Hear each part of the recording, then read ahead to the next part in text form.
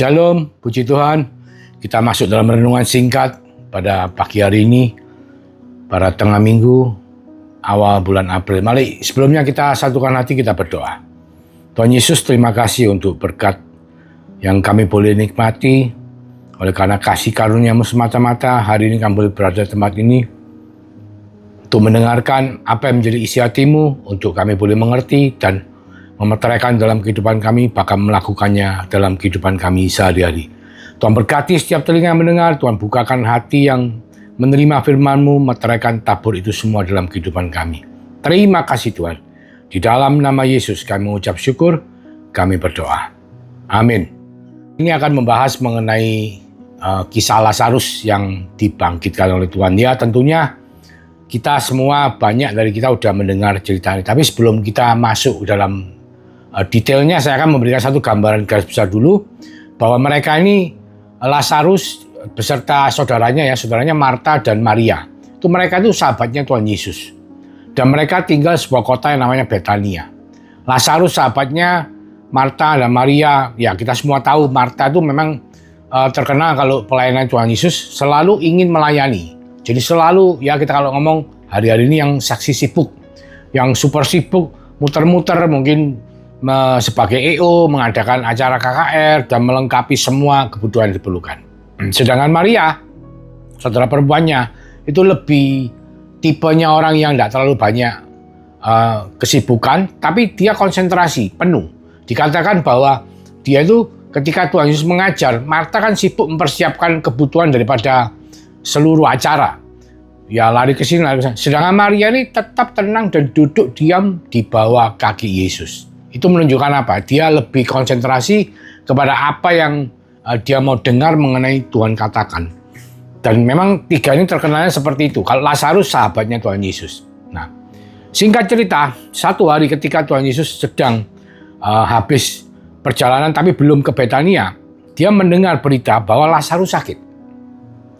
Karena Lazarus sakit, yang lainnya mungkin secara normal kalau temannya sakit dia pasti kepingin datang lah, kepingin nyambangi, apalagi Tuhan Yesus terkenal dengan kuasa mujizatnya yang bisa menyembuhkan orang sakit.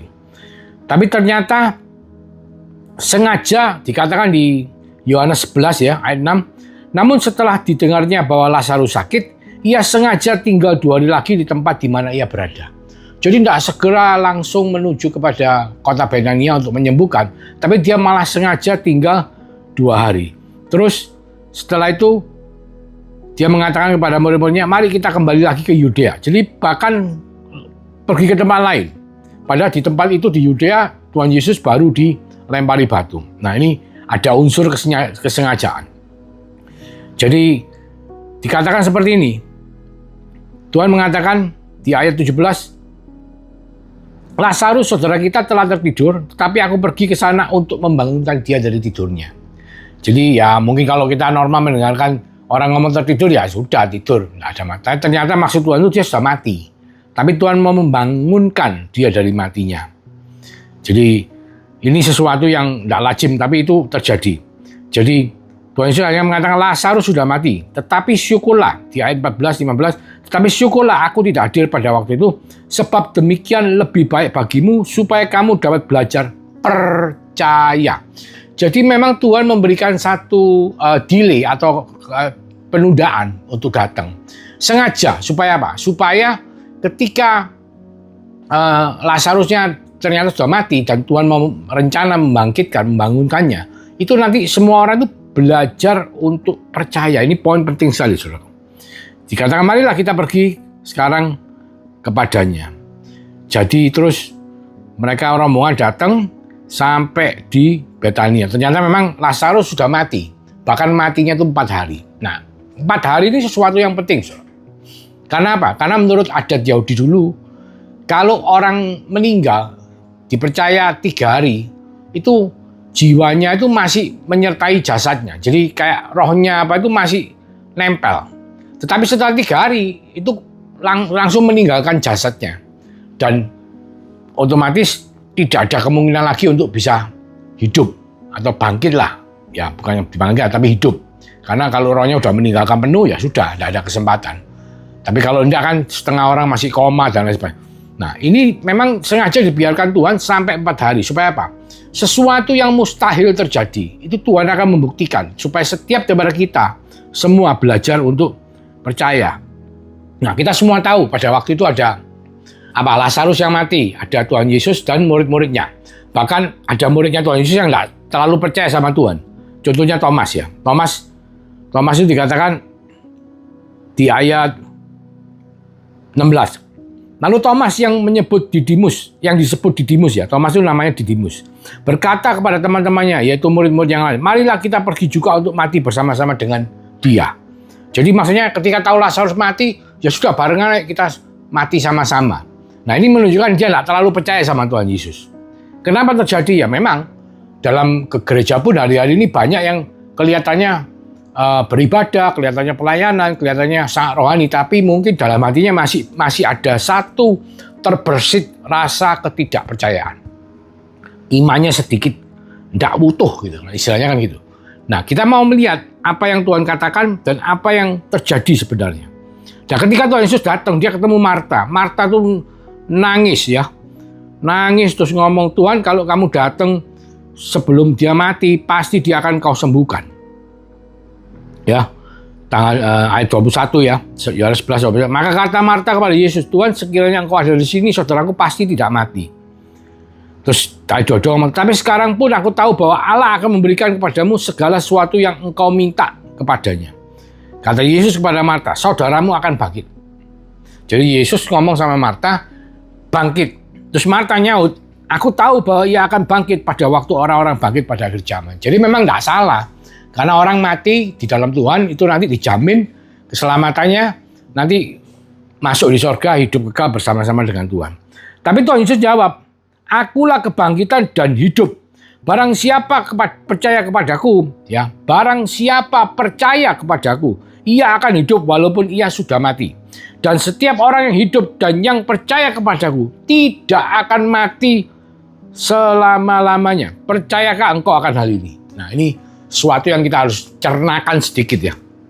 Karena pengertian pertama adalah ketika mati secara jasmani, dia nanti tetap akan hidup bersama-sama dengan Tuhan secara kekal. Pengertian kedua, tidak akan mati selama-lamanya. Tapi yang dimaksud dengan mati itu apa? Saudara masih ingat waktu kita bahas mengenai kitab Kejadian, ketika Adam dan Hawa itu diberitahu oleh Tuhan. Nak, kalian boleh makan semua buah yang ada di Taman Eden. Tetapi kalian tidak boleh makan buah pengetahuan baik dan buruk. Karena kalau kalian makan buah itu, kalian akan mati. Nah, matinya itu tanda petik. Bukan mati secara jasmani, tapi rohnya mati. Sehingga apa? Mereka kehilangan kemuliaan Allah, mereka kehilangan hubungan dengan Allah, dan mereka terusir dari Taman Eden, mereka jatuh ke dalam dosa. Jadi yang poin kedua adalah setiap orang yang hidup dan yang percaya kepadaku, percaya beriman kepada Yesus Kristus, tidak akan mati selama-lamanya. Jadi imannya itu dijamin keselamatannya oleh Tuhan. Karena iman itu bukan hasil usaha kita sendiri, saudara. Iman itu adalah kasih karunia daripada Tuhan. Karena Tuhan telah memilih saudara dan saya sebelum dunia dijadikan. Untuk apa? Untuk kita menjadi anak-anak Allah. Dan tidak ada satupun yang bisa memisahkan kasih Allah kepada kita. Dan itu jaminan yang Tuhan katakan. Tidak akan mati selama-lamanya. Jadi ketika kita sudah beriman kepada Yesus Kristus sebagai Tuhan dan Juru Selamat, kita dimeteraikan Roh Kudus untuk menandakan kita sebagai orang yang lahir baru, mengalami kelahiran baru, maka kita tidak akan mati selama-lamanya. Dalam arti kita tidak akan jatuh lagi ke dalam dosa. Tuhan Yesus mengatakan, percayakah engkau akan hal ini? Nah, ini bukan cuma kepada mereka saja. Tuhan mengatakan ini bukan cuma kepada murid-muridnya saja, tapi kepada saudara dan saya pada hari ini sebagai pengikut-pengikut Kristus. Ayat 27, Marta menjawab, ya Tuhan, aku percaya bahwa engkaulah Mesias, anak Allah, dia yang akan datang ke dalam dunia. Dan sudah berkata demikian, ia pergi memanggil saudara Maria dan berbisik kepadanya, Guru ada di sana dan ia memanggil engkau. Maria ini kan dekat sekali sama Tuhan Yesus, lebih dekat daripada Marta. Dan mereka semua tahu. Terus langsung Maria itu menghampiri Tuhan, dan apa yang dilakukan dia? Ketika Maria datang, ayat 32, setibanya Maria tempat Yesus berada dan melihat dia, tersungkurlah ia di depan kakinya dan berkata kepadanya, Tuhan, sekiranya engkau ada di sini, saudaraku pasti tidak akan mati. Tadi kalau Marta tadi cuma sekedar ngomong, tapi Maria tersungkur di hadapan Tuhan. Jadi kayak orang itu merendahkan dirinya betul-betul di hadapan Tuhan. Dan ibaratnya kayak orang itu kayak, aduh Tuhan, kalau kamu ada di sini pasti saudaraku tidak anu. Jadi dia itu bergantung penuh kepada Tuhan. Bahkan mungkin dia mengharapkan Tuhan datang sebelum Lazarus meninggal, tapi Lazarus sudah mati pada waktu itu. Dan ketika Yesus melihat Maria menangis dan juga orang-orang Yahudi yang datang bersama-sama dia, maka masjullah hatinya, ia sangat terharu dan berkata, di manakah dia kamu baringkan? Jawab mereka, Tuhan, marilah dan lihatlah. Mereka langsung pergi ke kuburnya. Jadi di situ ada rombongannya orang Yahudi yang juga ikut bersedih, ada orang-orang juga sekitar iseng-iseng lihat. Muridnya Tuhan Yesus, ada Tuhan Yesus, ada Lazarus yang mati, dan Maria dan Marta. Semua ada di situ. Dan Yesus ikut menangis. Maka menangislah Yesus. Jadi Tuhan Yesus ikut bersedih karena kasihnya kepada Lazarus dan mereka semua. Maria, Marta, dan orang-orang Yahudi yang ikut rombongan rame-rame. Malahan ada yang bisik-bisik gini orang Yahudi. Loh, orang ini kan bisa melekkan matanya orang buta. Tidak sanggupkah ya bertindak sehingga orang ini tidak mati? Maksudnya coba waktu dulu datang ya pasti bisa tidak mati. Tapi karena sudah telat ya sudah mati. Maka Tuhan Yesus merasa sedih, masjullah pula hati Yesus, ayat 38. Lalu dia pergi ke kubur, dan kubur itu adalah sebuah gua yang tertutupi dengan batu. Yesus ngomong, angkat batu itu. Terus Marta ngomong, loh Tuhan, sudah 4 hari badannya itu sudah busuk, sudah bau. Tuhan ngomong, sudah. Bukankah aku katakan kepadamu, jikalau engkau percaya, engkau akan melihat kemuliaan Allah. Ini berapa kali ya? 3 kali dikatakan. Pertama, pada waktu kepada murid-muridnya Tuhan ngomong supaya murid-muridnya belajar untuk percaya. Karena sudah meninggal, ya toh, dibiarkan meninggal. Satu itu. Kedua, tadi dikatakan kalau kamu percaya, orang mati tidak akan mengalami kematian lagi. Ya. Dan ketiga dikatakan lagi, jikalau engkau percaya, engkau akan melihat kemuliaan Allah. Jadi poin percaya ini sangat penting, saudara. Dan pas 1, maka mereka mengangkat batu itu, lalu Yesus menengadah ke atas dan berkata, Bapa, aku mengucap syukur kepadamu karena engkau telah mendengarkan aku. Aku tahu bahwa engkau selalu mendengarkan aku, tetapi oleh karena orang banyak yang berdiri di sini mengelilingi aku mengatakannya supaya mereka percaya bahwa engkaulah yang telah mengutus aku. Ayat 43, dan sesudah berkata demikian, berserulah ia dengan suara keras, Lazarus, marilah keluar. Ya, orang sudah meninggal, mayat ditaruh di atas batu kuburnya, terus dipanggil, Lazarus, marilah keluar. Tiba-tiba orang yang telah mati itu datang keluar, kaki dan tangannya masih terikat dengan kain kapan dan mukanya tertutup dengan kain peluh. Kata Yesus kepada mereka, bukalah kain-kain itu dan biarkan dia pergi. Jadi Lazarus mengalami kebangkitan. Apa makna daripada kebangkitan? Kebangkitan Lazarus itu menunjukkan kemenangan kita semua yang diwakilkan pada waktu itu ditunjukkan kepada orang-orang di seluruh dunia sebelum kematian Tuhan Yesus sendiri. Ditunjukkan bahwa Yesus sebetulnya telah mengalahkan sengat maut, dan kemenangan ini adalah kemenangan untuk setiap daripada kita yang memiliki iman kepada Dia sebagai Tuhan dan Juru Selamat. Maut sudah tidak berkuasa. Maut telah dikalahkan. Secara fisik memang ada kematian, secara fisik memang ada kebangkitan.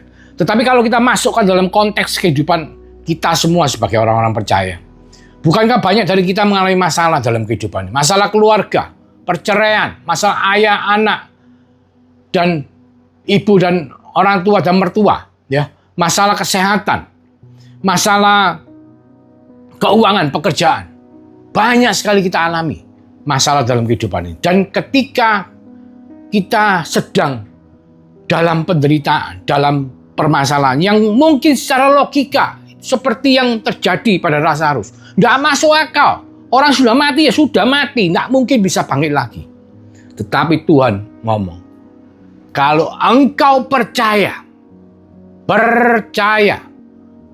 beriman, maka Tuhan sanggup menunjukkan kemuliaannya. Maka seperti Lazarus dibangkitkan dari kematiannya, tidak masuk akal.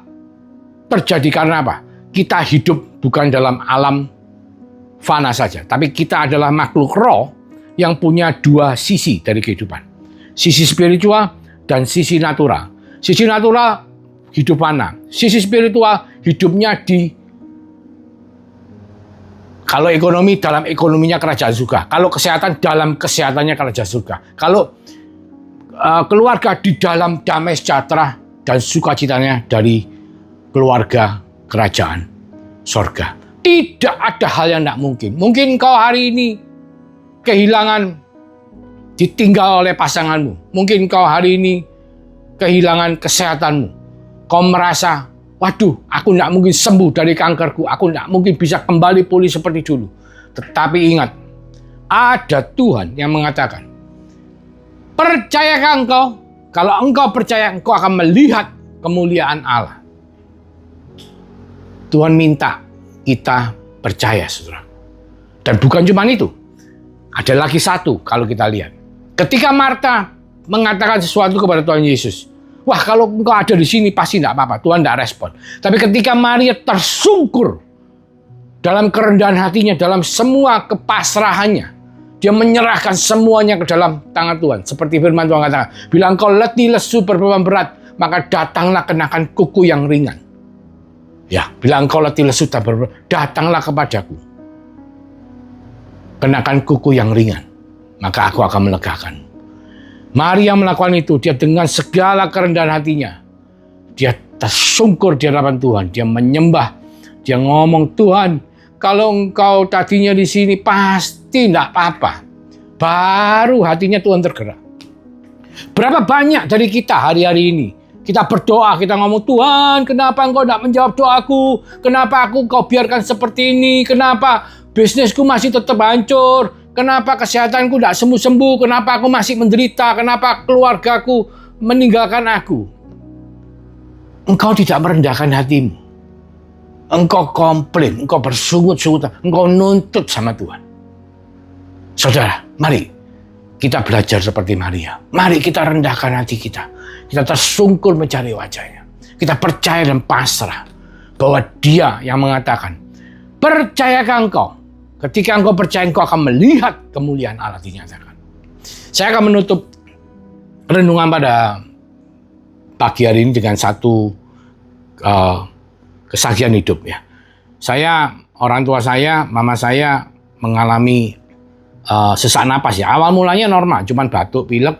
Tapi karena kena masuk sampai nyumpel di kerongkongannya, dia mengalami yang secara kedokteran dinamakan asidosis. Asidosis itu kalau orang seperti kena COVID dulu, semua saluran pernafasannya kena blok, sama lendir, sama dahak ya. Dahak itu nutupin saluran pernafasan sampai ke paru-parunya bisa setengah ngeblok, sehingga kesulitan untuk menerima oksigen yang masuk. Dan dia mengalami itu mulai dari jam 1 pagi, dan saya ditelepon oleh yang jaga, kami semua menjemput dan mengangkat ke rumah sakit dalam kondisi sudah tidak sadar. Bahkan waktu di rumahnya ibu saya, itu ibu saya kondisi sudah tidak sadar. Saya cuma bisa ngomong satu, dekatkan handphonenya di telinganya, lalu saya ngomong, Ma, ingat Tuhan Yesus, panggil Tuhan Yesus. Langsung ibu saya itu bisa tenang, mungkin napasnya bisa lebih teratur sampai menunggu kami datang. Tapi ketika kami datang tetap tidak sadar, kesulitan bernapas, kami semua bawa ke IGD. Di IGD, puji Tuhan jam 2:30, 3 pagi itu ada 2 dokter spesialis yang Tuhan kirimkan untuk menangani. Dan memang di IGD tidak dikasih apa-apa, cuma disuntik sama steroid untuk meredakan. Tapi selama berapa jam itu, mulai dari sebelum berangkat dari rumah sampai ke IGD, sampai jam 4 pagi itu kondisi tidak sadar. 4:30 itu masih seperti orang asidosis. Dokter bahkan sempat ngomong, salah satu dokternya, kalau dalam beberapa jam lagi tidak membaik, harus masuk ICU dipasang ventilator. Dan saudara tahu, pasang ventilator untuk seorang yang usianya udah 88 tahun, itu mungkin bukan sesuatu yang mudah untuk diputuskan. Tapi puji Tuhan, saya berserah kepada Tuhan. Saya cuma mengatakan satu hal, kita semua adalah milik-Mu Tuhan. Ketika kita sudah siap untuk bersama-sama dengan Engkau, kami juga siap. Tapi kalau misalnya kami masih belum siap, persiapkan kami terlebih dahulu. Nyatakan kasih-Mu, nyatakan mujizat-Mu. Saya cuma menyanyi, menyembah Tuhan, dan selalu membisikkan nama Yesus di telinganya mama. Cari Tuhan, minta. Saya katakan kondisinya bahwa sudah disuntik oleh steroid, kondisinya akan segera membaik, ya. Dan puji Tuhan, jam 4:30 pagi, saudaraku, Tuhan memulihkan ibu saya. Nah, ini sesuatu yang ketika saya merenungkan, sesuatu yang saya bisa bandingkan dengan apa yang Tuhan lakukan terhadap Lazarus. Ketika engkau percaya dan engkau mau menyerahkan dirimu dalam segala kerendahan hatimu di hadapan Tuhan dan percaya dan pasrah, maka Tuhan akan menyatakan kemuliaannya untuk kehidupan saudara. Seperti Tuhan menyatakan kemuliaannya kepada Lazarus dan keluarganya, Maria, Marta, juga orang-orang Yahudi. Dan itu menjadi satu kemenangan yang semua orang di seluruh dunia sampai hari ini melihat dan tahu bahwa sengat maut telah dikalahkan. Mari kita berdoa. Terima kasih Tuhan Yesus. Kami mengucap syukur untuk semua yang telah Kau berikan pada setiap saudara kami. Kami percaya iman kami, Engkau yang membuat kami memeliharanya melalui urapan Roh Kudus. Engkau yang memberkati setiap saudara kami sehingga iman itu boleh bertumbuh makin hari, sehingga mengubah kami, membuat kami makin hari makin menyerupai Kristus. Karena Engkau telah memeteraikan kuasa Roh-Mu. Oleh karena kasih karunia-Mu dan kuasa Roh Kudus itu selalu menyertai, mendampingi, memberkati, melindungi setiap saudara kami. Mulai dari sekarang sampai Tuhan Yesus datang kedua kalinya, bahkan sampai Maranatha. Di dalam nama Tuhan Yesus kami mengucap syukur. Haleluya, haleluya, haleluya. Amin. Tuhan Yesus memberkati.